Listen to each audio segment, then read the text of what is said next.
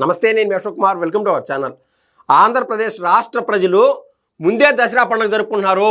ఎక్కడ చూసినా అదే సంబరాలు. అసలు అదేంద్రా అని వివరాలకి వెళ్ళి చూస్తే మొన్న 12వ తారీఖున జెడ్పీటీసీ ఎలక్షన్స్ జరిగినాయి. దానికి సంబంధించిన రిజల్ట్స్ హల్చల్ చేస్తున్నాయి ఇంటర్నెట్లో. అసలు ఏంది ఆ రిజల్ట్స్?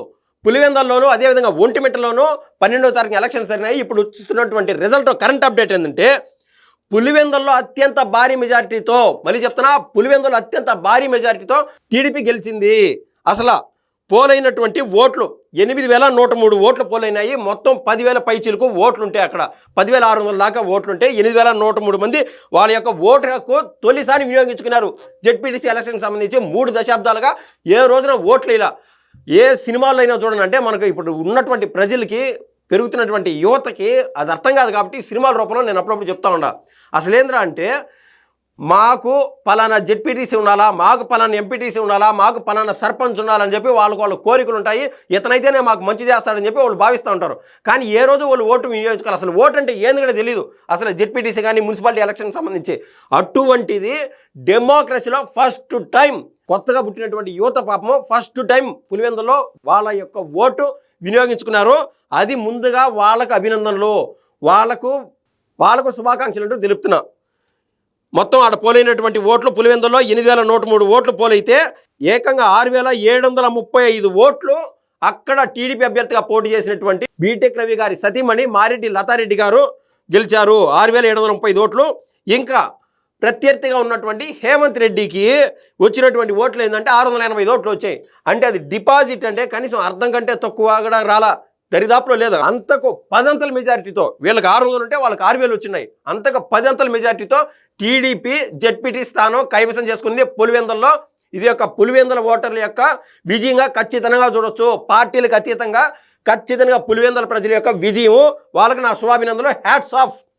ఇప్పుడు వేరే జెడ్పీటీసీ ఏదైతే ఇదే కడప జిల్లాకు సంబంధించి ఒంటిమిట్టలో జెడ్పీటీసీ ఎన్నిక అనివార్యమైంది. ఎందుకంటే అక్కడ జెడ్పీ చైర్పర్సన్గా ఉన్నటువంటి ఆకేపాటి అమర్నాథ్ రెడ్డి ఇప్పుడు ఎమ్మెల్యేగా ఉన్నందున అక్కడ రాజీనామా చేశాడు.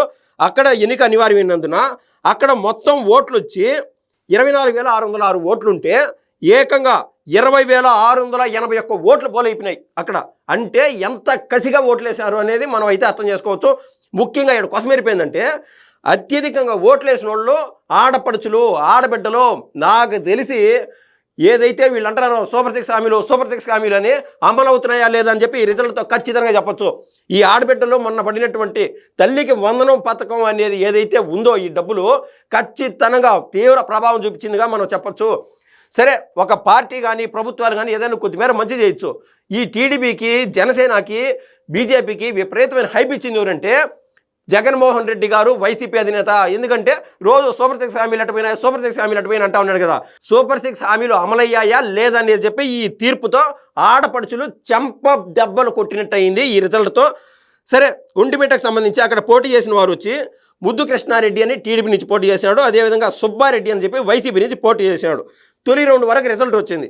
ఈ తొలి రౌండ్లో ముద్దు కృష్ణారెడ్డికి ఏకంగా 4,632 ఓట్లు వస్తే ప్రత్యర్థిగా ఉన్నటువంటి సుబ్బారెడ్డికి 1,211 ఓట్లు వచ్చినాయి. ఇది తొలి రౌండ్ వరకు. మొత్తం 10 రౌండ్లు ఉన్నాయి. దీన్ని బట్టి చూస్తే ఏకంగా 3,400 పైచిలుకు మెజారిటీతో ఇప్పటికే భారీ విజయం దిశగా ఒంటిమిట్టలో ముద్దు కృష్ణారెడ్డి దూసుకుపోతున్నారు. మొత్తం మీద ఈ రిజల్ట్ బట్టి నేను ఖచ్చితంగా 2 విషయాలు అయితే ఓపెన్గా చెప్తాను. తొలి విషయం, పులివెందులకు సంబంధించి ఈ విజయము ఈ యొక్క కూటమి పార్టీలకు కాదు. సరే, కూటమి పార్టీలు అవకాశం కల్పించారు డెమోక్రసీలో ఓట్లు వేసుకునే దానికి. వాళ్ళు ఏదైతే వాళ్ళు ప్రయత్నం చేశారో ముందు వాళ్ళకి కూడా నా ధన్యవాదాలు. ఇక్కడ పులివెందులకు సంబంధించిన ఓటర్ల యొక్క విజయంగా ఖచ్చితంగా అభివర్ణించవచ్చు. నిజంగా వాళ్ళకు హ్యాట్స్ ఆఫ్. ధైర్యంగా ఇదే ధైర్యంతో ఏ యొక్క ఎన్నిక వచ్చినా కూడా పులివెందులు అనేది ఒక్కరి సొత్తు కాదు, మీది, పులివెందుల ప్రజలది. పులివెందుల యొక్క జెడ్పీటీ స్థానం వచ్చి పులివెందుల ప్రజల యొక్క విజయం, పులివెందుల ఓటర్ల యొక్క విజయం.